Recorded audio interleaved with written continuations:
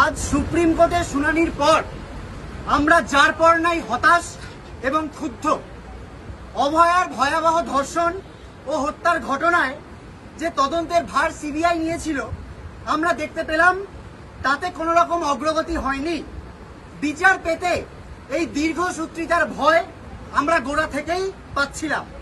High court থেকে supreme court, Kolkata police থেকে CBI, তদন্তের হাত বদল হয়ে চলেছে, অথচ বিচার এখনো অধরা। উপরন্তু সুপ্রিম কোর্টের রাজ্য সরকার ও সরকারের উকিল কপিল সিব্বলকে আমাদের জুনিয়র ডাক্তারদের আন্দোলন ও কর্মবিরতিকে যেন তেন প্রকারেণ থামানোর জন্য ন্যাক্কারজনক একটা ভূমিকা রাখতে দেখলাম আমরা। ওনারা বলেছেন জুনিয়র ডাক্তারদের আন্দোলনের ফলে মানুষ মারা যাচ্ছেন, রোগী পরিষেবা ব্যাহত হচ্ছে ইত্যাদি। আমরা স্পষ্ট আরো একবার মনে করিয়ে দিতে চাই, রাজ্যের প্রতিটি মেডিকেল কলেজে রোগী পরিষেবা চালু আছে। সিনিয়র ডাক্তারেরা অক্লান্ত পরিশ্রম করে পরিষেবা দিচ্ছেন লাখো মানুষকে। আমরা রাজ্যবাসীকে এও মনে করিয়ে দিতে চাই, রাজ্যে মোট সরকারি হাসপাতালের সংখ্যা 245টি, যার মধ্যে মেডিকেল কলেজ মাত্র 26টি। মোট জুনিয়র ডাক্তারদের সংখ্যা 7,500 এরও বেশি নয়। পশ্চিমবঙ্গে মোট রেজিস্টার্ড ডাক্তারের সংখ্যা প্রায় 93,000। মাত্র কয়েকটি মেডিকেল কলেজে যেখানেও সিনিয়র ডাক্তাররা চিকিৎসা পরিষেবা দিচ্ছেন, সেখানকার জুনিয়র ডাক্তাররা কর্মবিরতিতে আছেন বলে গোটা স্বাস্থ্য ব্যবস্থা ভেঙে পড়ছে। এই কথাটা তাহলে কি করে বলা হচ্ছে? অর্থাৎ সরকার মিথ্যে কথা বলছে, সুপ্রিম কোর্টে মিথ্যে বক্তব্য রাখা হচ্ছে। আমরা মনে করছি এটা আমাদের আন্দোলনকে কালিমা লিপ্ত করে আন্দোলনের প্রতি মানুষের যে বিপুল জনসমর্থন তাকে বিপথে চালিত করার এক নক্কারজনক প্রচেষ্টা। আমরা সরকারি কৌশলী কপিল সিব্বল এবং স্বাস্থ্য দপ্তর তথা স্বাস্থ্যমন্ত্রীকে ধিক্কার জানাচ্ছি সুপ্রিম কোর্টকেও বিপথে চালিত করার এই ভিন্ন প্রচেষ্টার জন্য। আমরা সরকার তথা সুপ্রিম কোর্টকে মনে করিয়ে দিতে চাই, কেবল জুনিয়র ডাক্তাররা গোটা স্বাস্থ্য ব্যবস্থার মূল স্তম্ভ নন, তারা শিক্ষানবিশ মাত্র। আর যদি সরকারি পরিসংখ্যানগুলিকেও আমরা সত্যি বলে মেনে নিই, যদি কেবল জুনিয়র ডাক্তারদের কর্মবিরতির ফলেই স্বাস্থ্য ব্যবস্থা ভেঙে পড়ে, তা আসলে রাজ্যের সরকারি হাসপাতালগুলিতে যথেষ্ট সংখ্যক সিনিয়র ডাক্তার, নার্স, স্বাস্থ্যকর্মীর অভাব, সর্বোপরি স্বাস্থ্য ব্যবস্থার পরিকাঠামোগত বেহাল দশাকেই স্পষ্ট করে তোলে। এর দায় স্বাস্থ্য দপ্তর এবং স্বাস্থ্যমন্ত্রী এড়াতে পারেন না। আমরা আরো দেখলাম গত 27শে আগস্টের একটি রাজনৈতিক কর্মসূচিতে হওয়া হিংসাত্মক কার্যকলাপের দায়ও কপিল সিব্বল ও রাজ্য সরকার আমাদের কাঁধে চাপালেন। আমরা স্পষ্ট মনে করিয়ে দিতে চাই, আমরা 26শে আগস্টেই স্পষ্ট করেছিলাম উক্ত রাজনৈতিক কর্মসূচিটির সাথে আমাদের কোনো সম্পর্ক নেই। আমরা এ ধরনের কোনো হিংসাত্মক ও রাজনৈতিক উদ্দেশ্য প্রণোদিত কর্মসূচিকে কখনো সমর্থন করিনি, ভবিষ্যতেও করব না। কিন্তু যেভাবে সরকার তথা তাদের আইনজীবী সুপ্রিম কোর্টে এই মিথ্যাচারটি করলেন, তারও আমরা তীব্র বিরোধিতা করছি এবং ধিক্কার জানাচ্ছি। ঘটনার 30 দিন কেটে গেলেও রাজ্য সরকার এখনো আন্দোলনের মূল দাবিগুলিকে নিয়ে কোনো সদিচ্ছামূলক পদক্ষেপ নেয়নি। সমস্ত দায় সিবিআই তদন্তের ওপর চাপিয়ে দিতে চাইছে। পুলিশি গাফিলতির ব্যাপারে কোনো পদক্ষেপ হয়নি, স্বাস্থ্য দুর্নীতির ব্যাপারে বাস্তবে কোনো পদক্ষেপ হয়নি। সন্দীপ ঘোষ বা বিরূপাক্ষ বা অভিজ্ঞকে যে সাসপেন্ড করা হয়েছে, সেটাও শাক দিয়ে মাছ ঢাকার মতো। বাস্তবত সিবিআই গ্রেপ্তার করার পর সন্দীপ ঘোষকে নামমাত্র শোকজ করা হয়েছে। অভিক এবং বিরূপাক্ষকে সাসপেন্ড করলেও সাসপেনশনের কোনো কারণ উল্লেখ করা হয়নি। এরকম একটি দুর্বল সাসপেনশন অর্ডার কোর্টে গেলেই প্রত্যাহিত হয়ে যাবে। এটি বাস্তবত গণক্ষোভ প্রশমিত করার জন্য একটি আই ওয়াশ ছাড়া অন্য কিছু বলে আমরা মনে করতে পারছি না। আমরা সুস্পষ্টভাবে রাজ্য সরকারের কাছে দাবি জানাতে চাই, সন্দীপ ঘোষের বিরুদ্ধে কড়া ডিসিপ্লিনারি অ্যাকশন নেওয়া হোক। অভিজ্ঞ ও বিরূপাক্ষকে যথাযথ কারণ দর্শিয়ে তারপর সাসপেন্ড করা হোক স্বাস্থ্য ভবন। আন্দোলনের প্রথম দিন থেকে সুরক্ষার প্রশ্নে আমরা কিছু দাবি জানিয়েছি। অন ডিউটি ডাক্তারদের জন্য আলাদা রেস্টরুম, আমরা আলাদা বাথরুমের দাবি জানিয়েছি। প্রতিটি রেস্টরুম অনকল রুমের বাইরে পর্যাপ্ত পরিমাণ নিরাপত্তা রক্ষী সিসিটিভি, মহিলা ডাক্তারদের রেস্টরুমের জন্য নারী সুরক্ষা কর্মীদের ব্যবস্থা করা প্রয়োজন ওয়ার্ড এবং ওটি রুমের বাইরেও যথাযথ নিরাপত্তা ব্যবস্থার একথাও আমরা বলেছি। কিন্তু আমরা এটাও মনে করিয়ে দিতে চাই, আমরা যে সুরক্ষার দাবি করেছি শুধু পুলিশ বাড়িয়ে ডক্টর রুম আলাদা করে তা আদৌ মেটানো সম্ভব নয়। সরকারি হাসপাতালগুলোতে যথাযথ রোগী পরিষেবা যদি সুনিশ্চিত না করা হয়, ডাক্তার স্বাস্থ্যকর্মীদের নিরাপত্তা তাহলে কখনোই সুনিশ্চিত করা যাবে না। স্বাস্থ্য ব্যবস্থার মধ্যে যে ব্যাপক দুর্নীতি চলছে সেটা সর্বস্তরে উপস্থিত। প্রচুর শূন্যপদ, পেরিফেরি যে মেডিকেল কলেজ সেগুলোর নামেই মেডিকেল কলেজ, তাতে না আছে উন্নত পরিকাঠামো, না আছে স্বাস্থ্যকর্মীদের নিয়োগ। স্বাস্থ্য ব্যবস্থা শুধু ডাক্তারদের দিয়ে চলে না, চলে জিডিএ থেকে টেকনিশিয়ান, নার্স থেকে ডাক্তার, প্রত্যেকের অবিচ্ছেদ্য অংশ। জিডিএ বা টেকনিশিয়ান পদে দীর্ঘদিন স্থায়ী নিয়োগ পর্যাপ্ত পরিমাণে হচ্ছে না, ঠিকা কর্মী দিয়ে কাজ চলছে, এর ফলে নানা সমস্যা থাকছে। আমাদের দৈনন্দিন অভিজ্ঞতায় আমরা জানি রাজ্যের স্বাস্থ্য ব্যবস্থায় সঠিক কোনো রেফারেল সিস্টেম অনুসৃত হয় না, কোনো কেন্দ্রীয় রেফারেল ব্যবস্থা নেই। কলেজে বেড অকুপেন্সি সহ চিকিৎসা ব্যবস্থাকে ডিজিটাল করার কোনো উদ্যোগ নেই। রোগীদের সমস্যা শোনার জন্য কোনো ফেসিলিটি ম্যানেজার আদৌ কাজ করেন না। সাধারণ মানুষ ছেড়ে দিলাম, যারা মেডিকেল কলেজে রোগীদের রেফার করেন তাদের কাছেও কোনো তথ্য থাকে না যিনি রেফার্ড হচ্ছেন তিনি আদৌ চিকিৎসা পাবেন কি পাবেন না। আজ 23 জন মানুষ কর্মবিরতির কারণে মারা গেছেন বলে দাবি করা হচ্ছে, অথচ যথাযথ রেফারেল সিস্টেমের অভাবে কতজন রোগীকে রোজ হয়রানি হতে হচ্ছে, কতজন রোগীর মৃত্যু হচ্ছে চিকিৎসা না পেয়ে, তার কোনো তথ্য সরকার দেয় না। আদৌ তারা এটা নিয়ে ভাবিত নয় বলেই মনে হচ্ছে।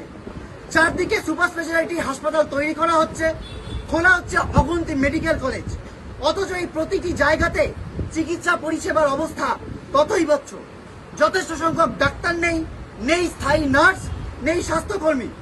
অধিকাংশ জেলার নতুন মেডিকেল কলেজগুলিতে সিনিয়র ফ্যাকাল্টির সংখ্যা নামমাত্র। আধুনিক রোগ পরীক্ষা সহ অন্যান্য পরিকাঠামোর অবস্থাও ততই বছর। আমরা মনে করিয়ে দিতে চাই, কেবল গাল ভরা নাম ও বড় বড় ভবন তৈরি করলেই স্বাস্থ্য পরিষেবা সুনিশ্চিত করা যায় না। তার জন্য প্রয়োজন হয় যথার্থ স্বাস্থ্য নীতি, প্রয়োজন হয় যথাযথ কর্মী নিয়োগের তথা সরকারি পরিষেবা, রোগী পরিষেবা দিতে সরকারি সদিচ্ছার। অত্যন্ত দুঃখজনক হলেও আমরা সেরকম কোনো ছবি কিন্তু দেখতে পাচ্ছি না। আমরা এও প্রশ্ন তুলছি, যে যুবককে একটা সিটি স্ক্যান করানোর জন্য কন্যগর থেকে কলকাতা অব্দি 30 কিলোমিটার ছুটে আসতে হলো গুরুতর জখম অবস্থায়, কেন তার নিকটবর্তী সুপার স্পেশালিটি হাসপাতালে ন্যূনতম সিটি স্ক্যানেরও ব্যবস্থা নেই? যদি সরকার সত্যি জেলার গরিব মানুষের চিকিৎসা পরিষেবা নিয়ে এতটাই ভাবিত, তাহলে জেলার হাসপাতাল ও প্রাথমিক স্বাস্থ্য কেন্দ্রগুলিকে ঢেলে সাজানো কেন হচ্ছে না? সিভিক ডাক্তার, সিভিক নার্স নিয়োগের ভাওতাবাজি নয়, আমরা চাই জেলায় জেলায় যথাযথ সরকারি স্বাস্থ্য কাঠামো। এই পুরো পর্যায়ে স্বাস্থ্য ভবন ক্রমাগত নক্কারজনক ভূমিকা নিতে গেছে। আমাদের কাছে আজ এটা স্পষ্ট যে দুষ্ট চক্রটি এতদিন রাজ্যের স্বাস্থ্য ব্যবস্থায় ছুরি ঘোরাচ্ছিল, পাহাড় প্রমাণ দুর্নীতি, কলেজে কলেজে থ্রেটের রাজনীতি চালাচ্ছিল, এর দায় স্বাস্থ্য দপ্তরের উচ্চ পদস্থ কর্তারা এড়াতে পারেন না। উপরন্তু এও আমাদের কাছে প্রকাশিত হয়েছে যে সেমিনার রুম সংলগ্ন ঘরগুলিকে ভাঙার অর্ডারেও সই করেছিলেন স্বাস্থ্য সচিব, ডিএমই এবং ডিএইচএস। আমরা তাই স্বাস্থ্য সচিব, ডিএমই এবং ডিএইচএস এর অপসারণের দাবি করছি এদেরও সিবিআই তদন্তের আওতায় আনার। স্বাস্থ্য ভবনের এই পাহাড় প্রমাণ দুর্নীতি নিয়ে স্বাস্থ্যমন্ত্রীর কি বক্তব্য আমরা তাও জানতে চাই। এখনো পর্যন্ত এ ব্যাপারে তার কোনো বক্তব্য কিন্তু আমরা পাইনি। কেন পাইনি তাও জানতে চাই। আমরা ভেবেছিলাম আমাদের আন্দোলনের মাধ্যমে আমরা অভয়ার বিচারের সাথে সাথে স্বাস্থ্য দপ্তরের এই ঘুঘুর বাসা ভেঙে স্বাস্থ্য ব্যবস্থার আমূল পরিবর্তন করতে পারবো, প্রকৃত অর্থে তাকে জনমুখী করে তুলতে পারবো। কিন্তু আজ সুপ্রিম কোর্টে কপিল সিব্বল এবং সরকার আন্দোলনের অভিমুখকে জনবিরোধী বলে দাগিয়ে দেওয়ার চেষ্টা করছেন। এমত অবস্থায় আমরা আমাদের 5 দফা দাবি সহ উপরোক্ত দাবিগুলোকেও সামনে রেখে সাধারণ মানুষকে যথাযথ চিকিৎসা পরিষেবা দিতে উপযোগী এক যথাযথ স্বাস্থ্য ব্যবস্থার জন্য আগামীকাল বেলা 12টা থেকে করুণাবয়ী থেকে স্বাস্থ্য ভবন অভিযানের ডাক দিচ্ছি।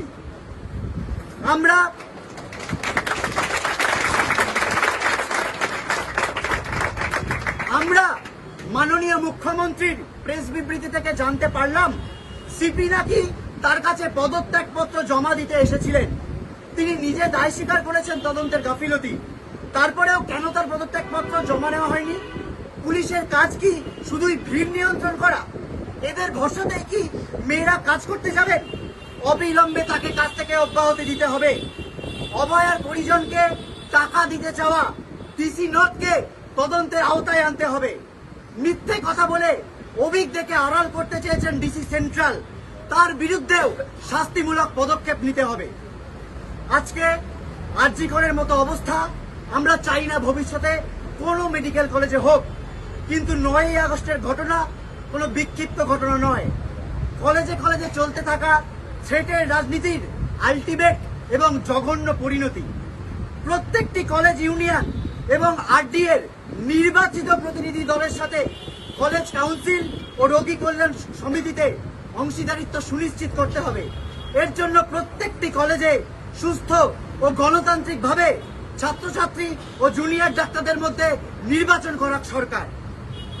আমাদের আন্দোলনের পাশে যেভাবে বাংলার আপামর মানুষ এসে দাঁড়িয়েছেন, যেভাবে রাতের পর রাত দখল করছেন, রাজপথে গড়ছেন মানব শৃঙ্খল, তাকে আমরা কুর্নিশ জানাই।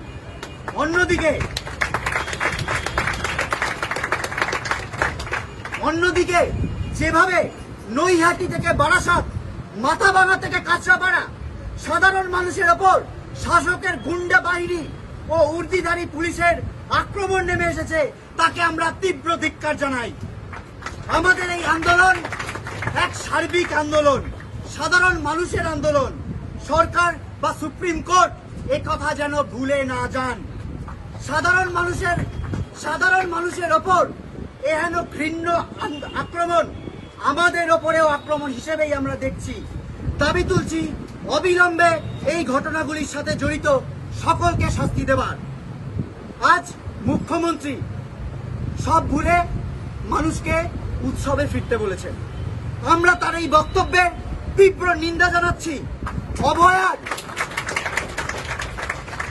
অভয়ার বিচারহীন সবের ওপর দাঁড়িয়ে উৎসবের ডাক দেওয়া এক লক্ষ্যজনক নির্লজ্জতার পরিচয়ক।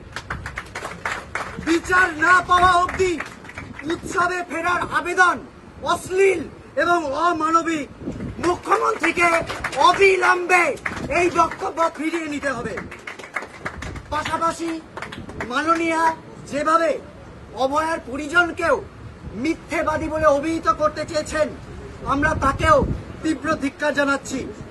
মৃতার মা বাবা ও মেয়ের ন্যায় বিচারের দাবি, আন্দোলনের দায়িত্ব আমাদের হাতে তুলে দিয়ে গেছেন।